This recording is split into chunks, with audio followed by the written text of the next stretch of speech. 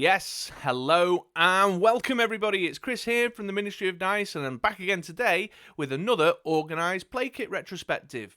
That's right, what I'm going to do in this video is take a little walk back in Dice Masters history to take a look at an older OP kit, talk a little bit about the cards, and talk a little bit about the comic book lore that inspired those cards and why WizKids chose them to be celebrated as a promo.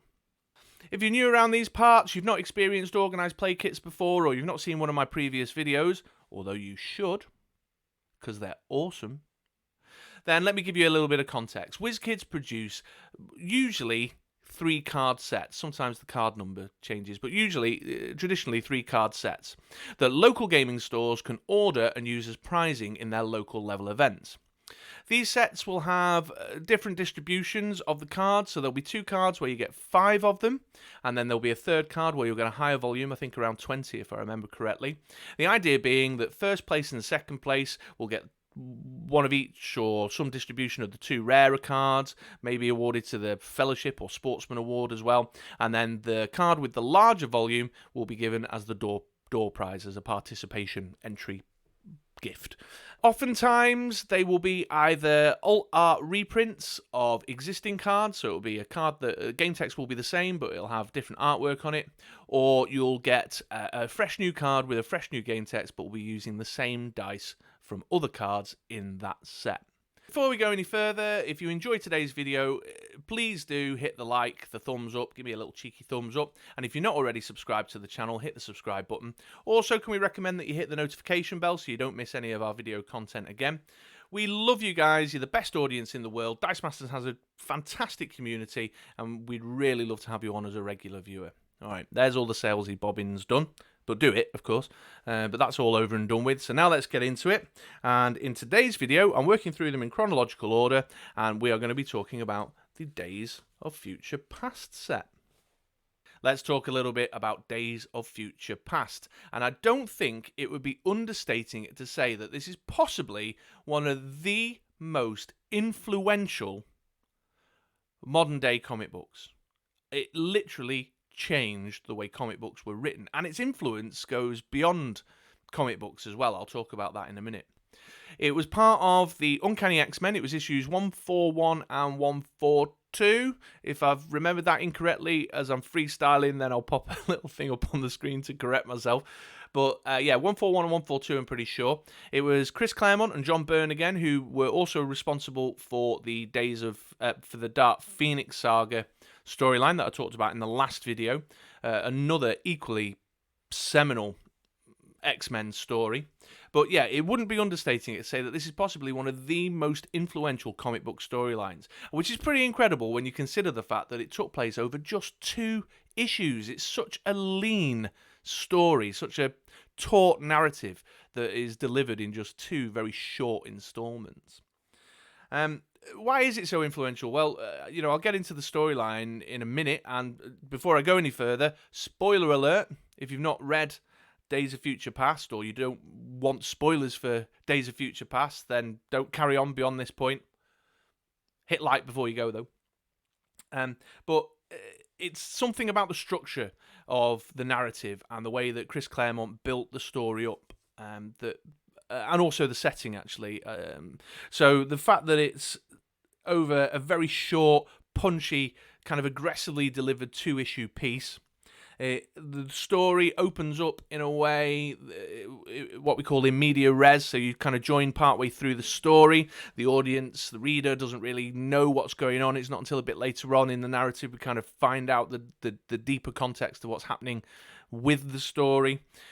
It kind of made dystopian future, grim dystopian tales cool again for the comic book, well, not just for the comic book world actually, but for the comic book world, and sort of revisited that trope and gave it a fresh, modern, contemporary sheen and made it hugely popular again. And also there's something about the ending of the story that made it particularly interesting. It kind of shied away from, as Chris Claremont was often wont to do, sort of shine away from what would be considered the traditional appropriate way of ending stories, and perhaps ending them in ways that were not so neat and tied up, and the good guy winning at the end of the day. So a huge story for the X-Men, for the world of comic books and comic book writing, but also beyond that, its influence extends beyond that. In fact, let me talk about that for a second before I go any further. I promise I'll get into the cards. It's often cited as such an influential comic book by showrunners on very popular modern TV shows and movie creators now. I mean, it's so much so that through the 90s and into the early 2000s, this idea of throwing your characters into a kind of dark alternative dystopian future or a weird alternative universe became super fashionable, and lots of TV shows were doing it. People like Joss Whedon, for example, on Buffy the Vampire Slayer, openly admits that as a X-Men comic book reader in his youth, this was an influencing factor in why he rolls in these types of episodes. Brandon Braga wanted to revisit the Star Trek Dark Universe with Deep Space Nine because he was such a big X-Men fan. That knobhead Damon Lindelof, who I absolutely despise, by the way, folks. That part of my world's not entered the Dice Master's life, but I think the guy's a knobhead. But anyway, he openly admits the X-Men Days of Future Past influence on his TV shows, specifically Lost. There's even some rumours, although it's been refuted and there's some back and forth about this and some speculation, it's even been claimed that Days of Future Past was a big influencing factor on sort of dystopian, mid to late 80s dystopian action movies, and most notably The Terminator, although James Cameron has long denied that, but many people can see parallels there. And it's not that dystopian futures hadn't appeared in comic books before, or hadn't even appeared in TV before. It's just that it kind of dragged it into the modern age, made it darker, made it more contemporary, made it more gritty, and made it cool and fashionable to write these types of stories again. So yeah, there you go. There's a bit of context on Days of Future Past. Let's now move on to talk about the cards. So I'm actually going to start with the second card of the set here, Kitty Pryde on a mission. She's a 4-cost mask, X-Men affiliation. Her game text reads, you may spin down a friendly character with the X-Men affiliation to give Kitty Pryde +2 and +2 until the end of your turn. You may use this ability anytime you could use a global ability. So, fairly thematic. The idea that she's getting a stat bump, getting stronger through her friendly associate, from a fellow X-Men affiliated character, is sort of on theme with the narrative of Days of Future Past, and because of what her involvement in the storyline is. Interestingly enough, just as a little side note, the artwork on the card isn't from Days of Future Past. This picture of Kitty Pryde comes from a later issue of Uncanny X-Men. In fact, years later, I think into... Well, again, I think it's around 168, 169-ish. I'll put a thing up on the screen to correct myself if I'm wrong. But yeah, it's a later image of Kitty Pryde there. It's not a John Byrne piece of work from the actual Days of Future Past storyline. But she is the central figure. She is the central figure of the Days of Future Past narrative. We open up, we see an older Kitty Pryde walking through a kind of battered and beleaguered city. She's got a medical kit under her arm. She walks past gravestones with names carved into them of really popular X-Men characters, and at this point, as the reader, we're all like, what is going on? They're dead? What's happening? Why is she older? She's on her own. And she makes her way into a kind of mutant concentration camp, and she meets up with a small band of X-Men. Well, I say X-Men, Magneto's there as well. They're all wearing collars that aren't explained, but that none of them seem to have their powers. And she starts to discuss with the rest of the band of future X-Men and a new character with red hair called Rachel. She starts to discuss a plan to travel back in time to correct this horrible world that they exist in.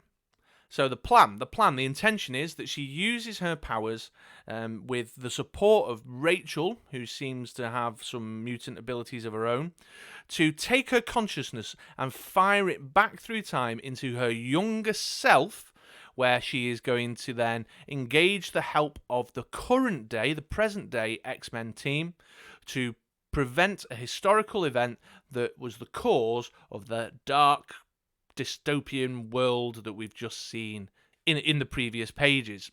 They do so. Rachel sends Kitty back. She has a weird moment in the present day while the X-Men are training in the Danger Room, and future Kitty Pryde, older Kitty Pryde's consciousness, inhabits the younger teenage Kitty Pryde, who is just starting out as a fresh new member of the X-Men team. At that point then, Kitty Pryde starts to explain what's going on. And as she explains the story to us, the reader, and to the present-day X-Men, that's when I'm going to move on to the next card. Okay then, folks, so just before I get into the second card, a quick note on production values here. You'll notice that the lighting has changed. And you'll see this little shadow here that's being caused by my camera rig, as is pretty normal and traditional in the part of the world that I exist in, which is Manchester in the United Kingdom. It has suddenly gone very overcast, very dark and grey. The rain has started slamming down, and all the lovely natural light that I was enjoying from the windows in this room has now gone, and I've had to switch all the lighting on, which has created this shadow effect. So please do excuse the strange and possibly jarring change in the way it's lit and the fact that the light's a bit more yellowy now. Anyway, next card. This is actually the first numbered card in the set, but I've chosen to bring it in second to tie up with the kind of storyline that's unravelling in the Days of Future Past story. It's the Sentinel Omega 6-cost shield. Got the old Marvel villain affiliation symbol. This is an alt art reprint of a Sentinel card that exists in the Uncanny X-Men set. Its game text reads, Sentinel takes 2 less damage from characters with the X-Men affiliation that it is engaged with. Now, and that's a very thematic game text. The Sentinels, long-standing big bad villains in the X-Men world. In fact, they were a big part of the X-Men animated series. You know, they were one of the kind of key villains in that. And in the storyline, Kitty Pryde is telling the present-day X-Men team why she's fired her consciousness back through history to take over her younger body. And she explains that a presidential candidate, a politician by the name of Robert Kelly, who is very well known, his whole platform is anti-mutant views. He is about to be assassinated in a matter of days.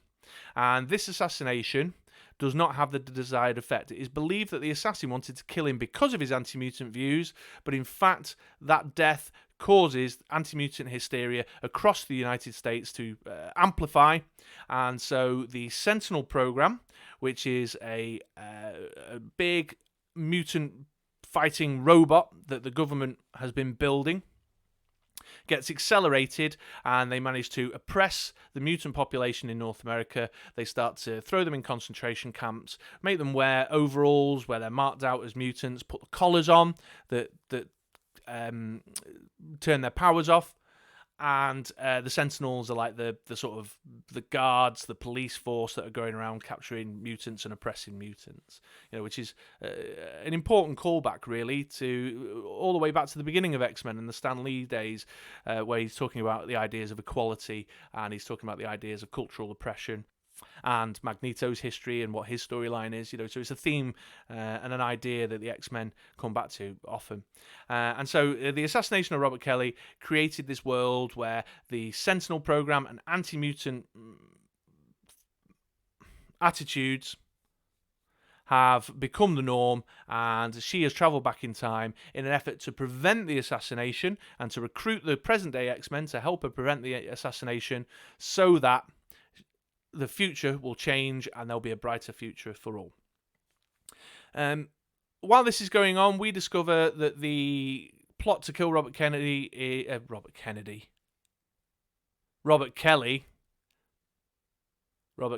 was definitely not the inspiration for Robert Kelly in the X-Men books. The assassination is the Brotherhood of Evil Mutants being led by Mystique.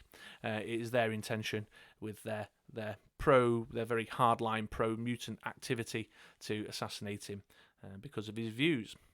So yeah, the X-Men have a bit of banter. Jean Grey reads a mind, and Professor X reads a mind. Is like, oh, she's telling the truth. It really is future Kitty Pryde in there. There's a few bits about don't tell us anything about our future, and usual kind of time travel tropes.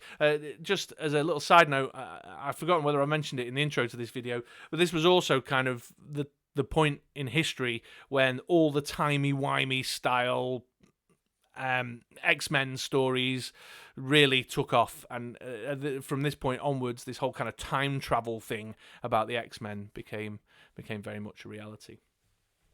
Also worth noting that while all this is going on, as Kitty Pryde is working to recruit the X-Men and making plans to prevent the assassination, the Sentinels in the future, where Rachel and Kitty Pryde are locked in this kind of psychic thing that they're doing to send her consciousness back, the Sentinels are closing in on the future team. And that is where I'm going to bring in the third card of the set. So the third and final card of the set is this one here, Wolverine Wanted. 6-cost fist, X-Men affiliation on him there. His game text reads, Wolverine may attack a character with the villain affiliation in the field instead of your opponent. And I suppose kind of thematic there, the idea that he's a protector of the other team, that he'll go after a character that may be doing them harm rather than, focusing on the big picture. Wolverine's a key character in the narrative of Days of Future Past because in the future timeline, while Kitty Pryde is in the present day recruiting the X-Men and trying to prevent the assassination of Robert Kelly, Wolverine is a key figure in the team of X-Men that are protecting them. Kitty Pryde and Rachel are particularly vulnerable while they're locked in this sort of psychic time travel, timey-wimey link thing that they're doing. And so he's part of the team that is protecting them while she tries to complete her mission. And then we've got these kind of two parallel storylines that are going on at this point. So Kitty Pryde and the rest of the X-Men team travel to Washington, D.C. To prevent the assassination of Robert Kelly, while we've got the future timeline X-Men locked in this really brutal battle with the Sentinels. And that's another element of the Days of Future Past storyline. I mentioned about the kind of dark, gritty tone to it, because the future timeline, their battle with the Sentinels is not going very well. And in fact, many of the characters die in the future timeline story that's running in parallel to the present day.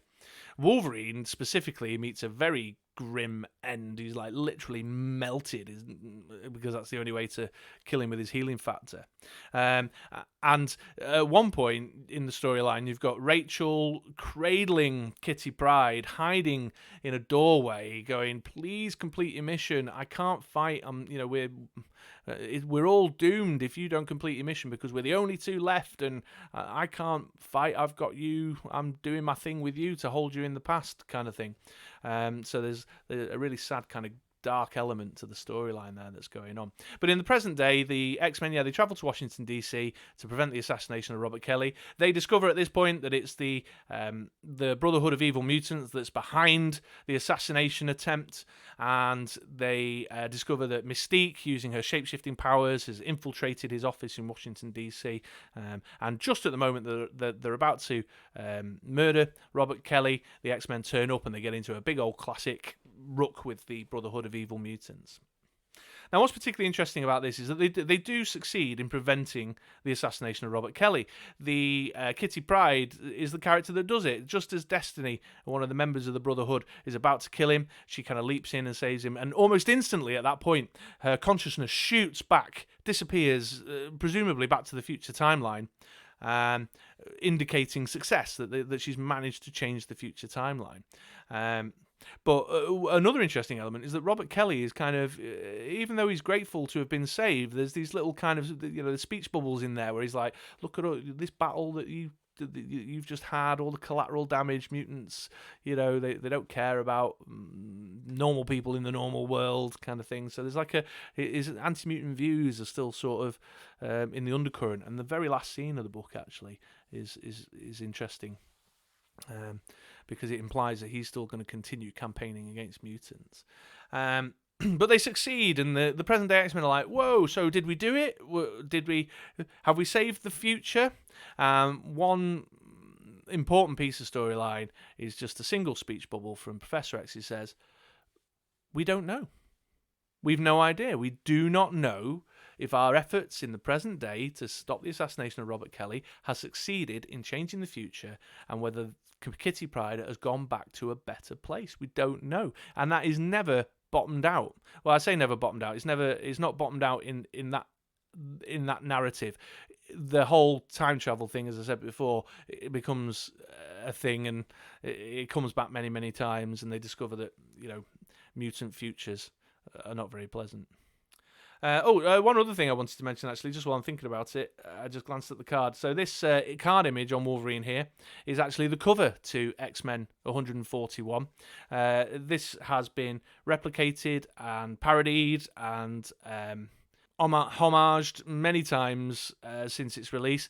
It was a particularly impactful comic book cover. You can't really get the full benefit of the impact here because comic book readers were faced with this large poster behind Wolverine with their favourite X-Men characters on it, all with stickers, slain, murdered, missing, apprehended, and that was a really unusual cover. They'd just come out of a storyline where they'd had a kind of villain of the week battle with, I think it was Blob, and then this sort of very stark, dark cover with the spotlight on Kitty and Wolverine there, and then into that ambiguous beginning where they're like, why is this an older Kitty Pryde? What's she doing in the future? So yeah, there you go. A super significant storyline in the world of the X-Men. And absolutely, I can understand why WizKids chose to celebrate this in a promo kit. It really did change the way comic book writers went about writing their comics, and from this point forward, it was really not unusual to have these. Well, I'm repeating myself. As I said in the beginning, not unusual to have these kind of storylines where the characters were just flung into a dark alternate universe or flung into a dystopian future. The Avengers and the Justice League started to kind of crib off it too. So there we are. That brings me to the end of my Organised Play Kit retrospective for Days of Future Past. Again, I'll reiterate, if you enjoyed this video, please do give me a like. On the right-hand side of the screen there, you'll see a couple of video suggestions from the YouTube computer thingy with its massive brain. It thinks you might enjoy those, so if you've got a minute, please do hop onto one of them. But otherwise, I'll catch you on another video, on a podcast, or writing a blog post somewhere soon. Ta-ra, folks!